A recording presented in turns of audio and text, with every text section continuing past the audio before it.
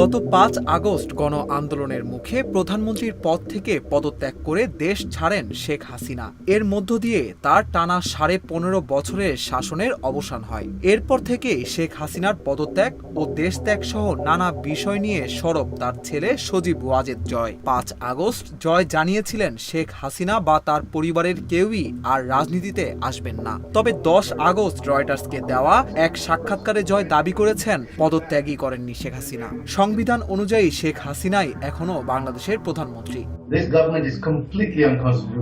৫ August Sheikh হাসিনার পদত্যাগের দিন ব্রিটিশ সংবাদ মাধ্যম বিবিসি ওয়ার্ল্ডকে দেওয়া এক সাক্ষাৎকারে জয় বলেন, প্রধানমন্ত্রীর দায়িত্ব থেকে পদত্যাগ করে দেশ ছেড়ে যাওয়া শেখ হাসিনা আর রাজনীতিতে ফিরবেন না। ৭ আগস্ট জয় ডয়চে ভেলেকে দেওয়া এক সাক্ষাৎকারে বলেন, একদিন আগেই পদত্যাগের সিদ্ধান্ত নিয়েছিলেন শেখ হাসিনা। রাজনীতিতে ফেরা নিয়ে জয় বলেন, আমাদের সঙ্গে ৩ বার কিউ করা হয়েছে, ৩ বারই সব হারিয়ে বিদেশে থাকতে হলো। আমি আর আমার মা বাদে আমরা বিদেশে অনেক বছর ধরেই আছি। আমরা এখানে সেটেলড। আমাদের এখানে জীবনের কোনো অসুবিধাও নেই। আমরা এখানে থাকতে অভ্যস্ত।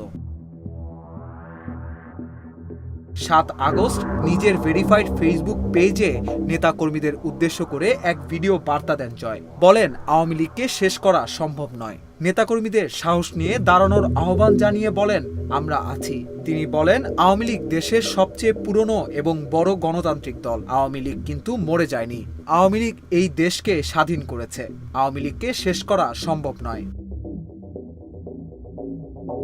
৮ আগস্ট ভারতীয় বার্তা সংস্থা পিটিআইকে দেওয়া এক সাক্ষাৎকারে নিজের অবস্থান পরিবর্তন করেন জয়। শেখ হাসিনা আর দেশে ফিরবেন না শুরুর দিকে এমন কথা বললেও এদিন জয় বলেন, শেখ হাসিনা বাংলাদেশে ফিরবেন। জয় বলেন, শেখ হাসিনা অবসরপ্রাপ্ত না সক্রিয় রাজনীতিক হিসেবে ফিরবেন তা নিয়ে এখনো সিদ্ধান্ত হয়নি।